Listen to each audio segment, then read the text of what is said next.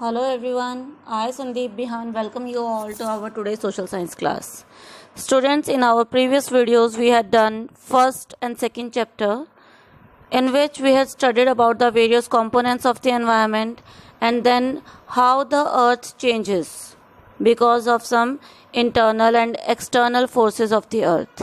So in the second chapter we had done some external forces of the earth, and today we will start the third chapter of class 7th of DAV publications, that is the surface and the interior of the earth. In this chapter we'll learn about the internal structure of the earth and then some of the internal forces that causes the changes on the land surface. Students, let's begin our today's class.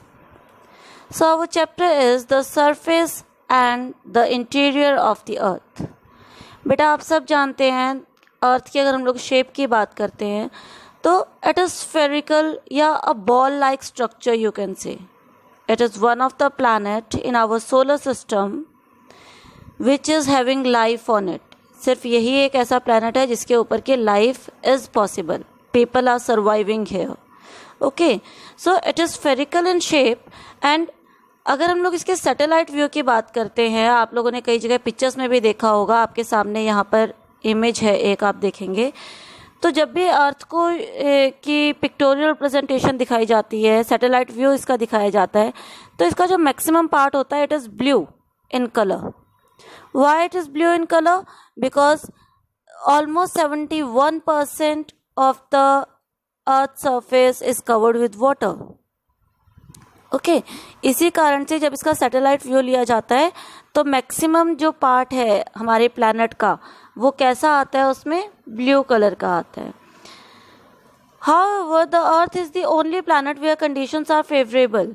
तो अभी हमने वही पढ़ा कि हमारे solar system में अर्थ ही एक ऐसा प्लैनेट है जिसपे कि लाइफ पॉसिबल है.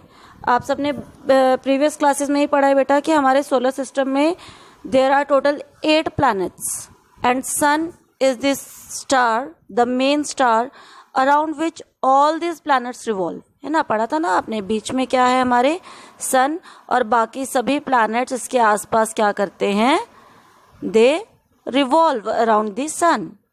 And we have total how many planets? 8 planets.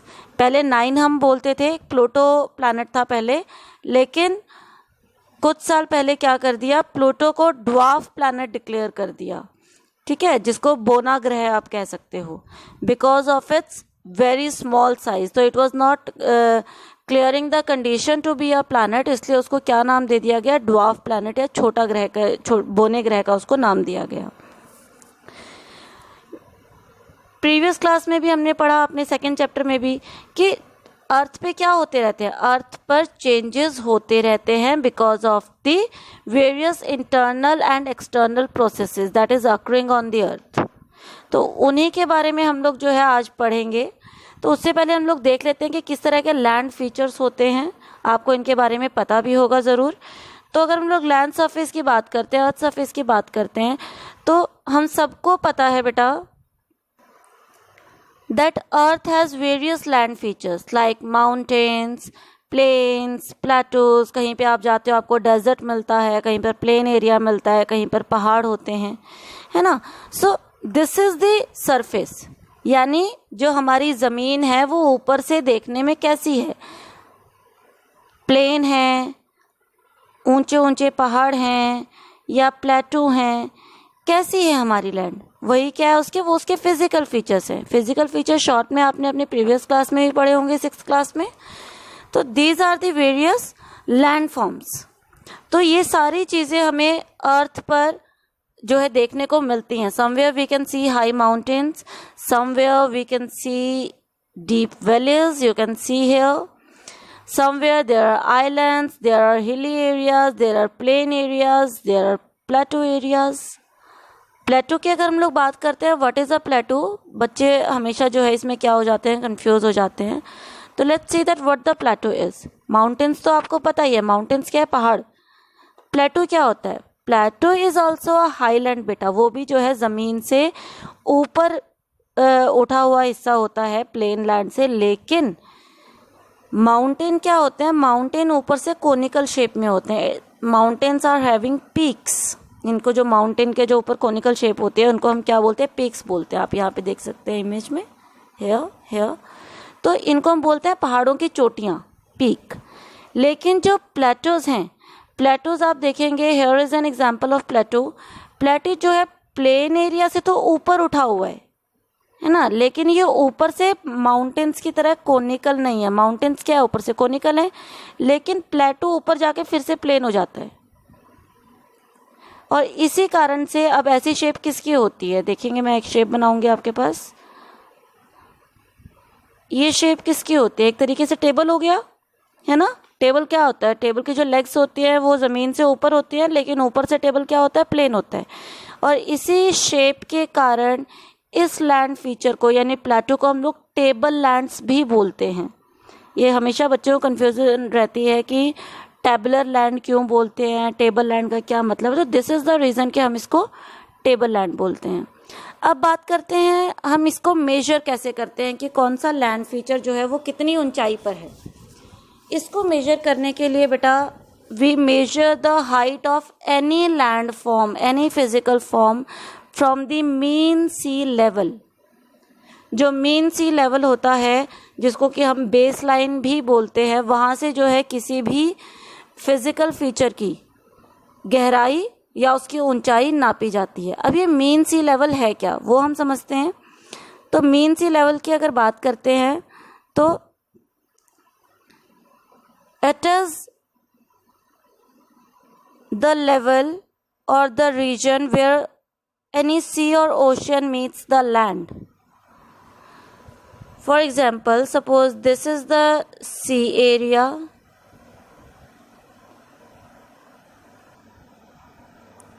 and land begins from here. Okay तो इसमें क्या होगा, यहाँ पर हमारा समुद्र है, यहाँ से हमारी ज़मीन शुरू हो गई। तो ये जो हमारा सी है और यहाँ से जो हमारी लैंड शुरू हो गई, ये जो इसका पॉइंट है where the sea and land meet, या फिर आप इस लेवल को कह सकते हो जिस लेवल पर वाटर है समुद्र में, ठीक है। तो वो जो वाटर लेवल है दैट इज द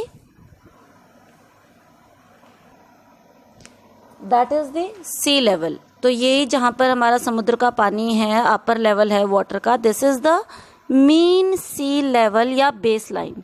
तो यहाँ से हमारी लैंड फॉर्म स्टार्ट हो गई।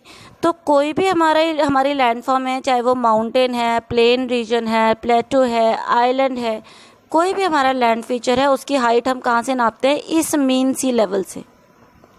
और ऐसे ही समुद्र के नीचे जो गहराई है वो भी कहाँ से नापी जाती है, कहाँ से मेजर की जाती है, इसी मीन सी लेवल से कि नीचे समुद्र कितना गहरा है। What is the depth from the mean sea level and what is the height from the mean sea level. तो both the things are measured from here, this is called the base line. अभी देखो आपको यहाँ पर दिया भी हुआ है in your box of do you know the highest point of the earth surface is Mount Everest. आप सबने माउंट एवरेस्ट के बारे में सुना है। ये जो है वर्ल्ड की सबसे ऊंची चोटी है जो कि हमारे हिमालयस में पाई जाती है। एंड इसकी हाइट कितनी है बेटा, 8,850 मीटर्स। कुछ बुक्स में आपको ये 8,848 भी मिल सकती है।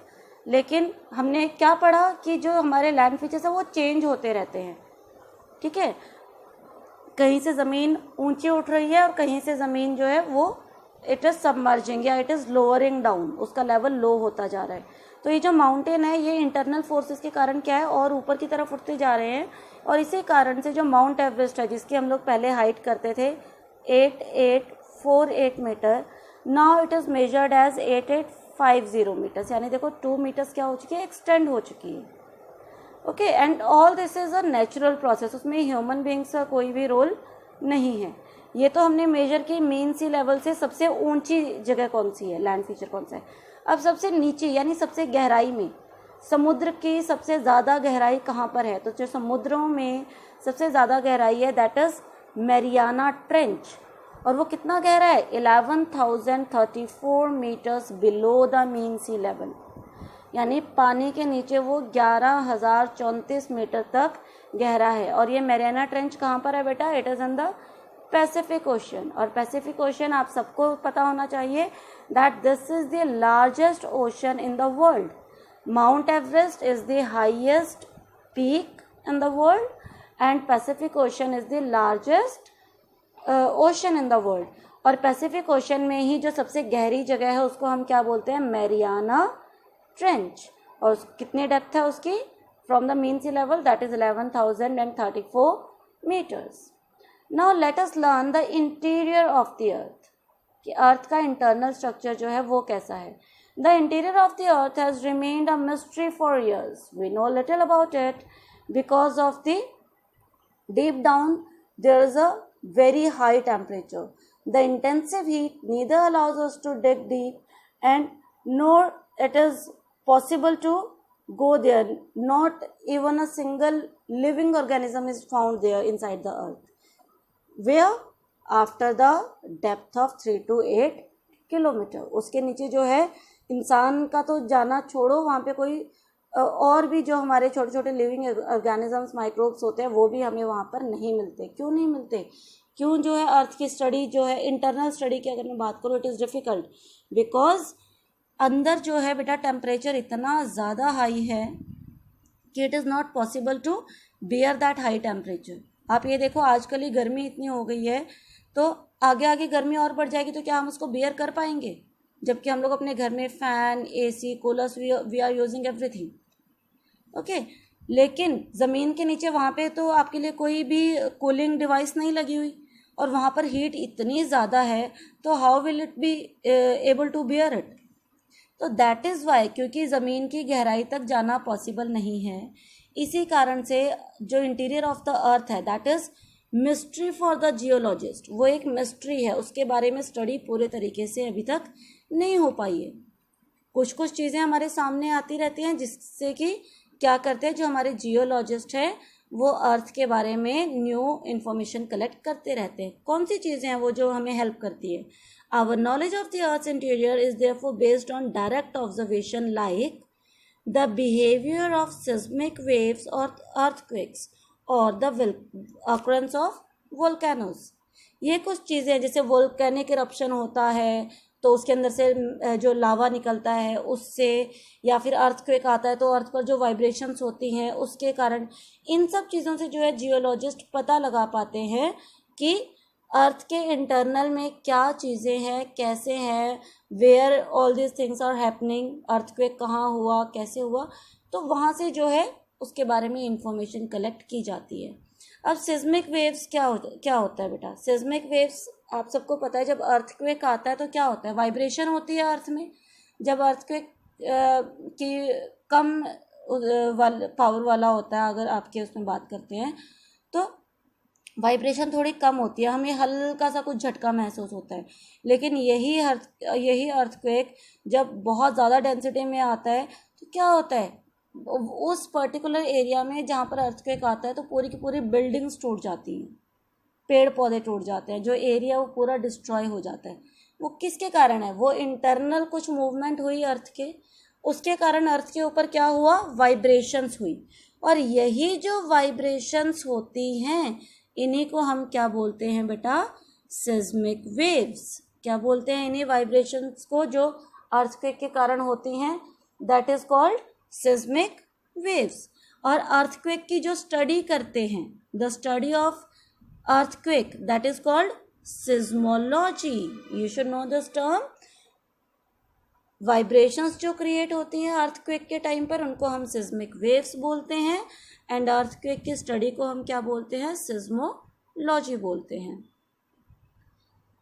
The earthquake is the shaking and trembling of the earth's surface caused by internal movements. अभी मैंने आपको यही बात बताई थी कि अर्थक्वेक क्यों आता है, कि अर्थ के इंटरनल पार्ट में शॉर्ट में मैं आपको यहाँ पे बताना चाहूँगी, डिटेल में आप लोग अपनी आगे आने वाली क्लासेस में पढ़ेंगे बेटा।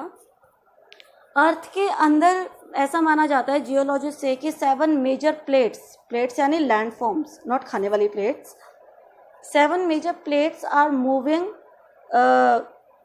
Inside the earth, okay. और वो दे आर फ्लोटिंग, और वो मूवमेंट इतनी स्लो है कि हम उसको फील नहीं कर पाते। लेकिन जब वो प्लेट्स, अब सपोज 7 मेजर लैंड मासेस हैं जो आपस में मूव करें, वो 7 लैंड मासेस कौन से हैं? वही हैं जो हमारे कॉन्टिनेंट्स हैं। Suppose north America, south America, Europe, Asia, Africa, उसके बाद बीच में छोटे छोटे आइलैंड्स भी हैं कहीं कहीं पर, है ना, फिर यहाँ पर ऑस्ट्रेलिया। तो ये क्या है, ये 7 क्या बोला जाता है इनको, 7 बिग मेजर प्लेट्स जियोलॉजिस्ट ने बोला। और ये क्या कर रही हैं, नीचे हमारे लिक्विड मैग्मा है and these are floating on those, but इनकी मूवमेंट इतनी स्लो होती है कि हमें वो फील नहीं होती। लेकिन इंटरनल मूवमेंट्स के कारण क्या है, ये जब आपस में टकरा जाती हैं इंटरनली, ऊपर से कुछ टकराव नहीं हो रहा, ऊपर से कोई ये नहीं है कि अमेरिका जाके यूरोप से मिल गया, इनका जो इंटरनल पार्ट है, when it collide with each other, या फिर किसी कारण से या तो वो आपस में क्या हो जाएंगे, टकरा जाएंगे, या वो एक दूसरे से अलग हो जाएंगे। तो इसके कारण से क्या होता है, एकदम झटका पड़ता है, वाइब्रेशंस फील होती हैं, और उन्हीं वाइब्रेशंस के कारण उसी को हम लोग क्या बोल देते हैं, अर्थक्वेक बोल देते हैं। ठीक है, और ये जो थ्योरी है ना बेटा, हम इसको प्लेट टेक्टोनिक थ्योरी बोलते हैं। अभी आपके लिए इतना ही मैं शॉर्ट में बताऊंगी, डिटेल में आप लोग आगे अपनी सीनियर क्लासेस में इसके बारे में पढ़ेंगे। तो ये क्यों हो रही है, इंटरनल प्लेट मूवमेंट्स के कारण।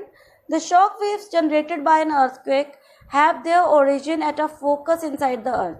अब ऑफ कोर्स वो जो ऊपर इतनी शेकिंग हुई, इतने ज़्यादा एरिया में जो वाइब्रेशन क्रिएट हुई, वो कहीं ना कहीं से तो स्टार्ट होंगी ना। ऐसा तो नहीं है कि अर्थ के नीचे से पूरी की पूरी हिल गई। देखो एक एग्जांपल दूंगी, आप कहीं पॉन्ड में, लेक में, या वहाँ नहीं तो छोड़ो, घर पे बकेट है, आप ऊपर से एक पत्थर डालोगे उसमें, तो क्या होगी, वाइब्रेशन, आप पत्थर आपने एक जगह थ्रो किया, वाइब्रेशन उसकी जाएंगे दूर दूर तक। ऐसा ही होता है, तो आप लोगों ने किया भी होगा कई बार ये, कि पॉन्ड के पास हो, लेक के पास हो, और आप उसमें पानी में जो स्टोन थ्रो करोगे, तो इस तरीके से जहाँ पर वो स्टोन गिरता है ना, स्टोन तो एक जगह गिरा लेकिन उसकी वाइब्रेशन कितनी दूर दूर तक फैली।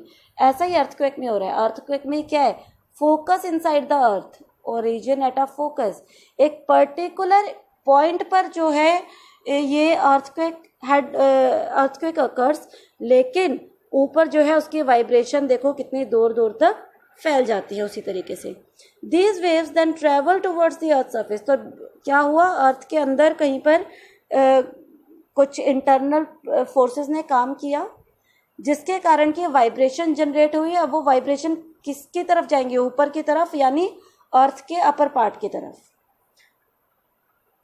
in different directions and with different speed.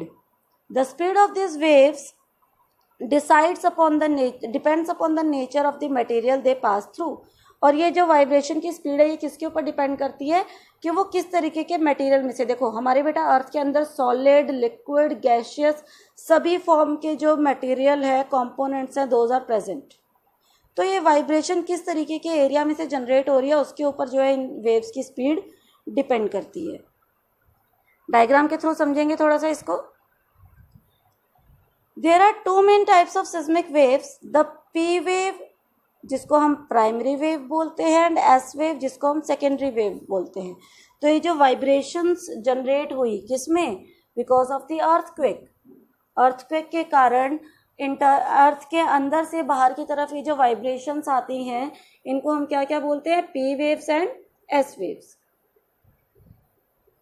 जो पी वेव्स होती है, those can pass through both solid and liquid. Earth के इंटीरियर में सॉलिड एलिमेंट्स आएंगे, लिक्विड एलिमेंट्स आएंगे, ये सबको इजीली पास थ्रू कर सकती है, क्रॉस कर सकती है। लेकिन जो एस वेव्स होती हैं वो they can only pass through a solid medium या सॉलिड मटेरियल। और इसी के कारण अगर इसके पास कहीं रास्ते में कहीं पर कोई गैशियस फॉर्म आ जाती है, लिक्विड फॉर्म आ जाती है, तो क्या हो जाता है, इसकी स्पीड इस कारण से क्या होती है, स्लोअर होती है in comparison to P waves.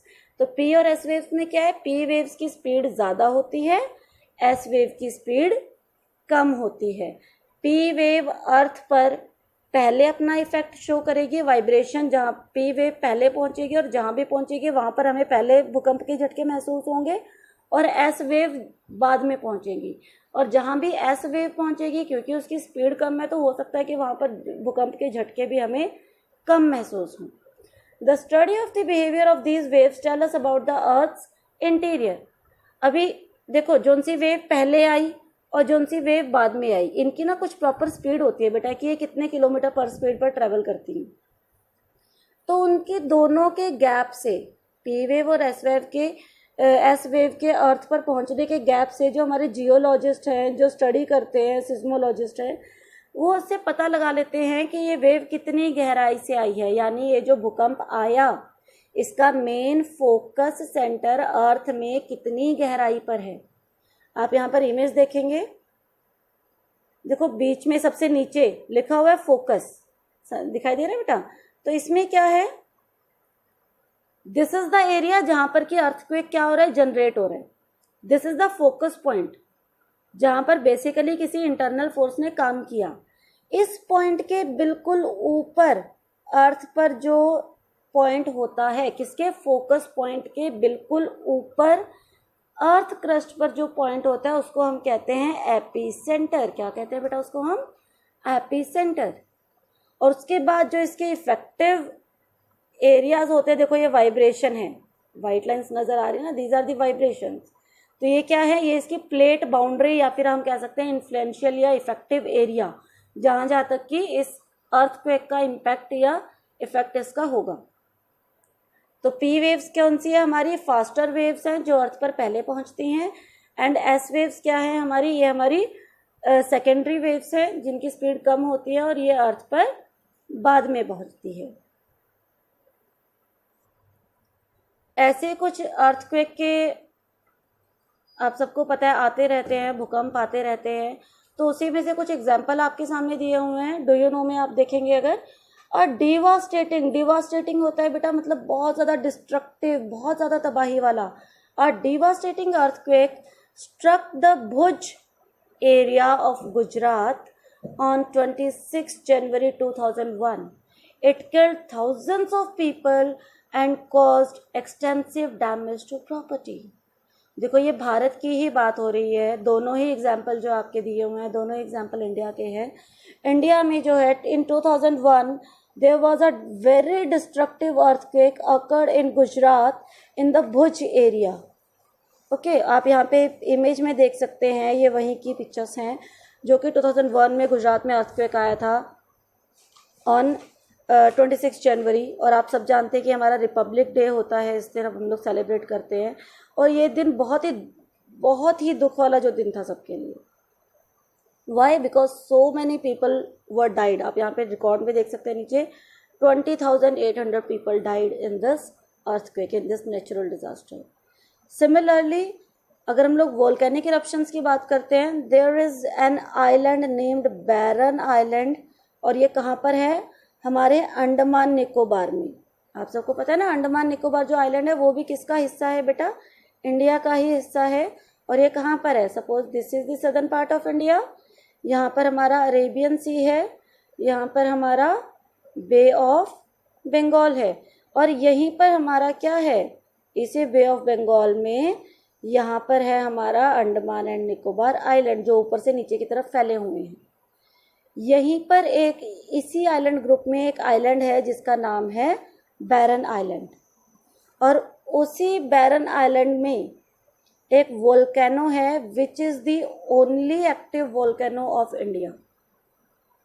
ज्वालामुखी पता है ना आपको, ज्वालामुखी अंदर से जो है गरम गरम मैग्मा ऊपर की तरफ आता है और बाहर जो है वो लावा निकलता है और वो जम जाता है, वोल्केनिक इरप्शन। तो देखो कितनी सारी हीट, कितनी आग जो है ज़मीन के अंदर से बाहर की तरफ निकलती है।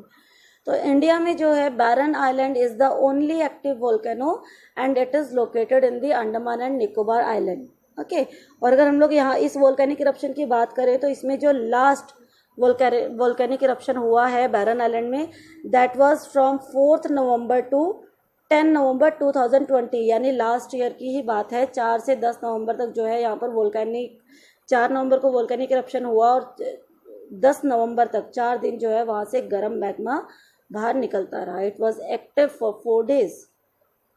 तो student, here our today's topic is finished. I hope that this chapter till here is clear to you all. Still, if you have any doubt, please feel free to ask. We'll continue our chapter in the next video. Till then, all of you take care and have a good day.